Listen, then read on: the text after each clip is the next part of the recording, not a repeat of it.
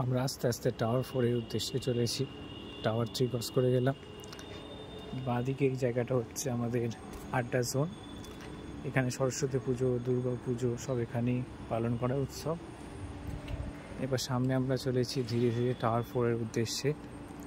এই আলো ডিরেকশনে ধীরে ধীরে আমরা টাওয়ার 3 থেকে টাওয়ার 4 এর উদ্দেশ্যে চলে এলাম। আর একদম ফ্রন্ট গেটে মোস্ট প্রবাবলি বেলুনগুলো লাগানো হয়েছে, মানে মেন গেট করা হয়েছে ওখানে।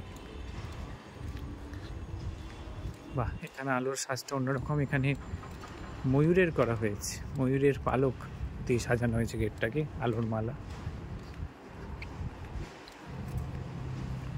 উপরে চাঁদ মামা আমাদের সঙ্গে রয়েছে। বা এখানেও গেটটা খুব সুন্দর করা হয়েছে বেলুন দিয়ে।